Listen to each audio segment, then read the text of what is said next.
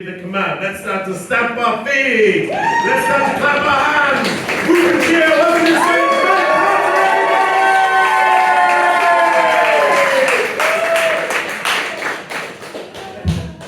Hi guys.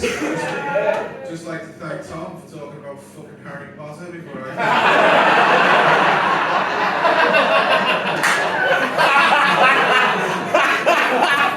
Appreciate that, mate. 6 hours in the car. Hi, my name's Mike. I don't smoke weed. I just like the look. As I might have hinted with the Harry Potter comments, I have to address this off the top. I'm well aware. I went on a date recently and she said, "You look like the final boss of CEX." Or "You look like someone who has completed anime."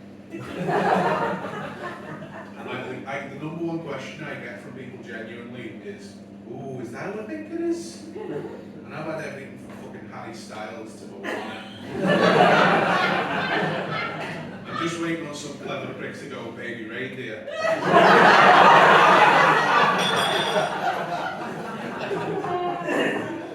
It gets me in trouble. It really does.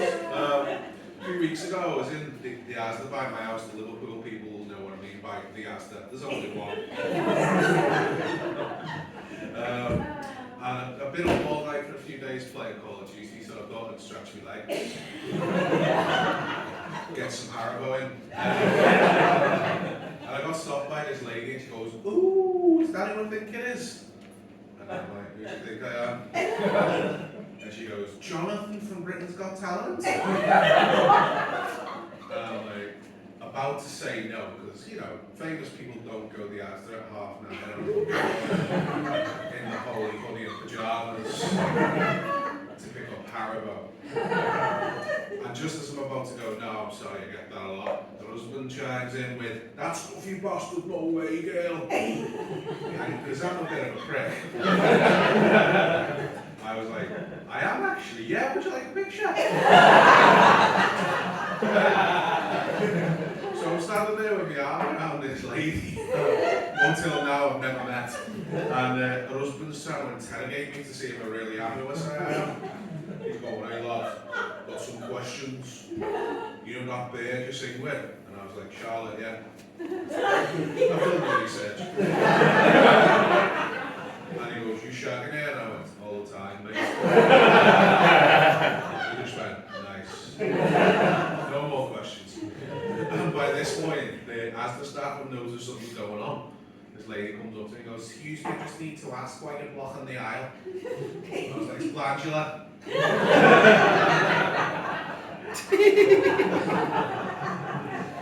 And then she says, "Oh, is that who I think it is?"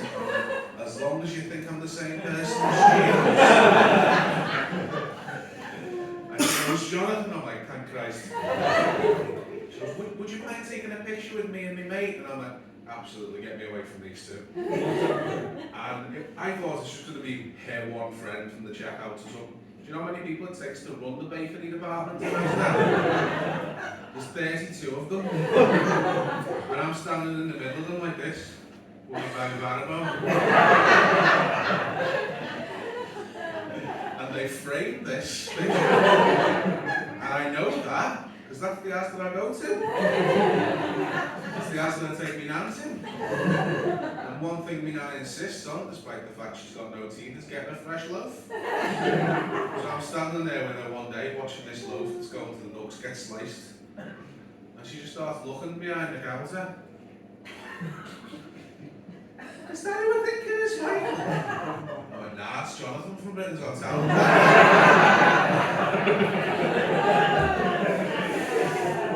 My favourite one is still Moana, because like, that's the title of the fucking film. The big guy with the curly hair and the chubby body is Maui. You're welcome. But I've had a rough year, to be honest with you guys. Oh, thank you. I appreciate you patronising me. My girlfriend dumped me after 6.5 years. Over the phone.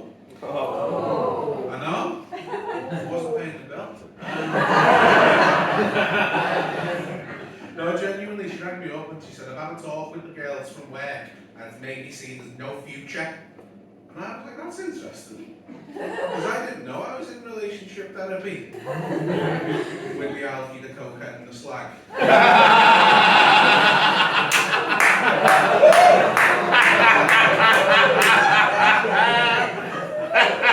And she goes, I didn't just talk to Christine.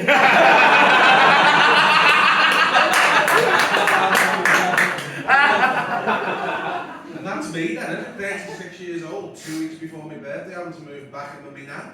Not just me nan either, my creepy Uncle Paul. Yeah. And that is his real name because he's not here. Like he's the one who's never left home, you know, never got married, nothing, just too close to me nan. It's weird, and he gives the worst birthday presents ever. Like one year he got me a book of Great British Walks. And this year he says to me, because I know you're going through it, throwing a bit of money at it, got you some cologne. I'm like, oh, he's trying. And then I put this cologne on and turned my neck green. And he said, well, what I thought was you might be out in the club having a dance. And I was like, let me stop you there, Paul. People my size don't go to the club and have a dance, mate. That's how we wind up on TikTok. Being described as inspiration. And I said, well, what I thought was you might be out, someone might smell your cologne and it might spark a conversation with a young lady. And I'm like, so in your mind, dickhead, I'm there, being an inspiration. One is thinking about filming this, don't. I don't talk to hecklers, I sit on them. But I'm there, being an inspiration, and this young lady will walk over going, what's that? Because it's here in my eyes. And I'll go, Austerity by Poundland.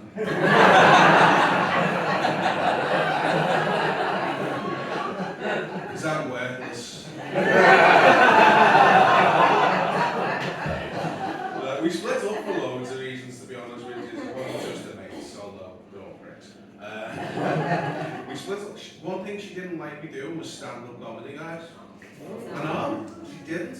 She's a little bit younger than me, not Schofield young. I'm 36, she was 30, but she used to say she had social anxiety, or as I called it, listening to The Cure. And she said, I'll worry about you when you're on the road and you'll cheat on me with a comedy groupie. You don't like to laugh at that. Not with me. But no, she said, I know what it's like to come out to the comedy club on a Friday night, it's about 10 o'clock, and they're all there and they're all stutters, and you pick one out of the crowd and go, you're next. And then you cheat on me all night long. And I was like, babe, how long have we been together?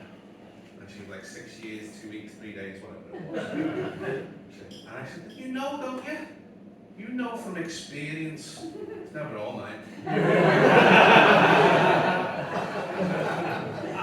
Not what she wanted to hear. So I'm thinking, what can I do in this situation? I'll ring my mum. My mum's been married nearly 30 years. Not to me dad. Or in a row. But she's the best I've got for advice. And I said, look mum, I love her. I'd never cheat on her. Out of approval, I wouldn't do that. And she said, listen Michael, I know you. I know your girlfriend. I know she's got anxiety. And I also know she's got IBS. She's always going to worry about your love. I said, how have those two things come together in your mind there, Mum? And she goes, Michael, you can't trust a fart. How are you ever going to trust a person? And you know what? I thought about that for a long time after that conversation. And the conclusion I reached is there's definitely some follow-through. Don't go with that, that's not the worst joke. It was split up for loads of reasons, and like some of them are embarrassing. Like one of the big ones, and this is tough for me to admit, is that she was kinky and I'm not. Don't know why that's funny. Vanilla. No, The reason I'm not kinky is not because I'm not interested. It's because I've got a condition called dyspraxia that makes me extremely clumsy. So when we first slept together, she's like, "Can you give me a good hard smack?" I was like, "Nah." Because there's no good way for you to go into work tomorrow with a black eye. Tell all your mates it's okay. I asked Mike to do it. But she read all those, 50 Shades books and expected me to deliver on these fantasies now. Like buying her a house and that. And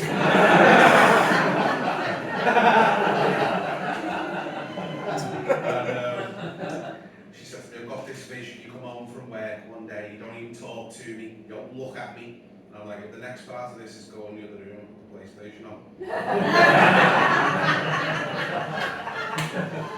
She said, "You pick me up, take me to the bedroom, slam me on the mattress and do whatever you want to me. But you've got to be dark and you've got to be mysterious, like Christian Grey." And I'm like, "Okay, I think I can manage that."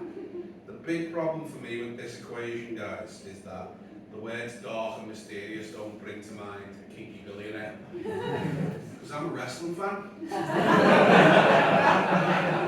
And the character that leaps into my mind is The Undertaker. I spent weeks going around charity shops looking for that coat. But she's got this fantasy, so I'm like, "Alright, I'll fulfill it. Come home from work, hit her with a clothesline. Throw her over my shoulder. Take her to the bedroom, choke slam. 1, 2, 3, I'm now the heavyweight champion of sex."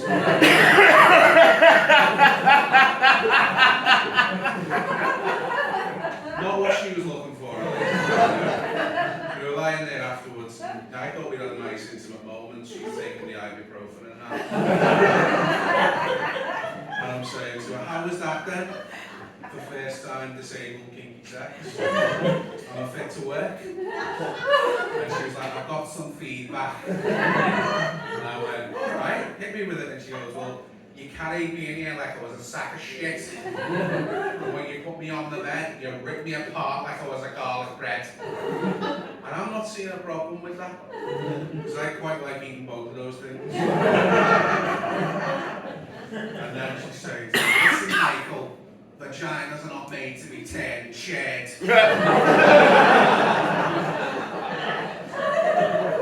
So we reached an agreement after that, which I'll get back to. But the agreement was basically that we were only going to do dirty talk going forward. Because the only way I could care to them was emotionally. I moved back home as a result of all of this. I've been lying to this, to be honest. I've been seeing someone new since Christmas. Yeah, and all my mates were buzzing as well. My mates were pricks when I got dumped. They took me on a special birthday night out called Mike's Stag Don't. And they were all telling me to get on date naps. "Oh, tell us what the apps are like, tell us what the date naps are like. They're either married or too weird." And I haven't had the heart to tell them what date naps are like at the age of 36. It's like checking the fridge when you're skint. The quality of food does not go up over time, guys. Listen to an expert. Basically, you just end up eating something a bit weird. Or possibly mouldy.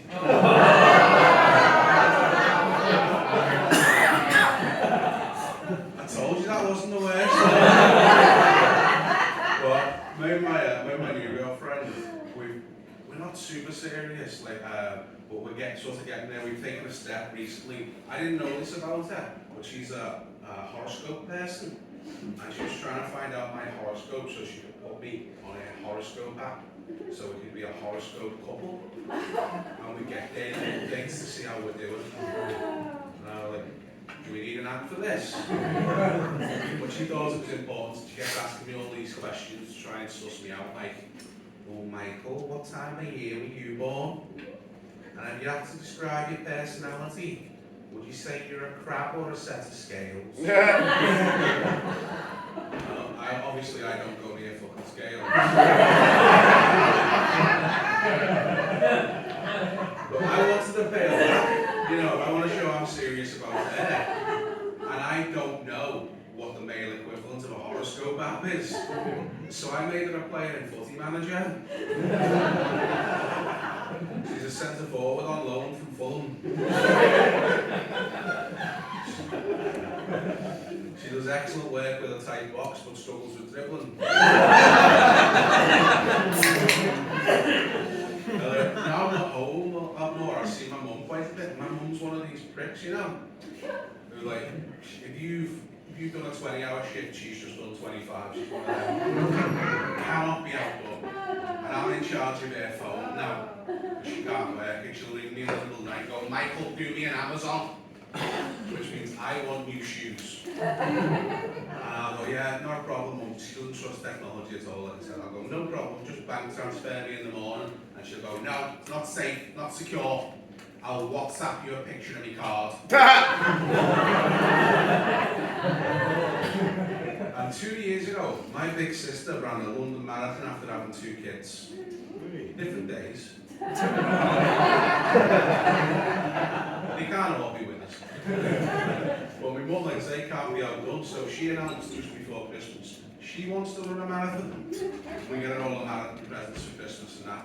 And then she finds out how far a fucking marathon is. So now, we've got all this marathon gear and she's decided she's still going to keep running, she's not going to go as far. She's doing a couch to half K. My sister rings me out the blue one day and goes, get round to Mum's now, the Fitbit has gone mad. And I'm like, what do you mean? She goes, Mum's heart rate is currently 462 beats per minute. That means she's home alone having a stroke. I'm like, fuck off, you woke me up for this. My Fitbit does that when I'm home alone having a stroke, you stupid bitch.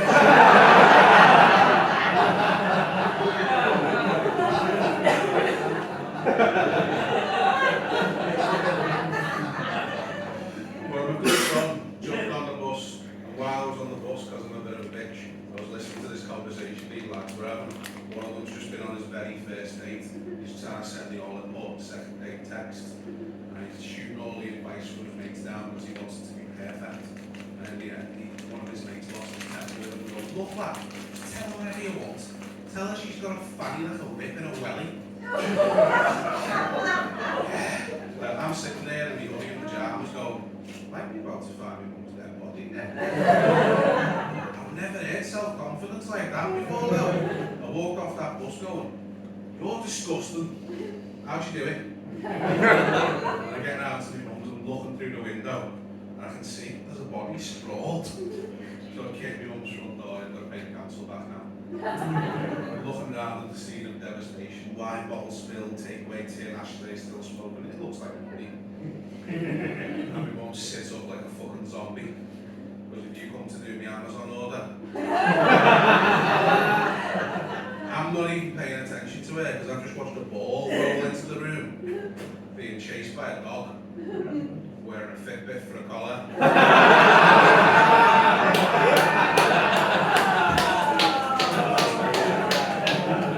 Nice. I said to me, well, what the fucking hell is he doing? She goes, getting me steps in. I've got one more quick story, and then I'm going to have to go, guys. You could have gone hard there. It's alright, I don't like you either. No, like I said, me and my girlfriend, we agreed to do dirty talk, and another problem I have with that is I'm dyspraxic. We just say whatever's on our mind in a given moment. So she wanted me to do 2 things. She liked to be told that she was a bad girl, and she liked to be told she was a good girl. We tried out bad first. And she was telling me, say all the naughty things I do, tell me all the stuff you hate about me, tell me something I've done that's really pissed you off. And I said, stop inviting your fucking sister around. Apparently, that's a turn off. So then we decided to try out praise. Should be simple, I've been in love with her for 6 years, I think. And she said, tell me I'm a good girl, tell me how nice I am, tell me all the things I do for you that make you happy. And I said, tea last night was gorgeous. No, it wasn't good enough. Flipped the wig on me, she's going, tell me how much you love me, tell me something creative that shows you care. Show me, Michael, tell me something you've never said to me before. And I'm drawing a complete blank at this point. So I just end up going, girl, you've got a fanny like a rip in a welly. Oh my gosh, you've been lovely. I'm a great man.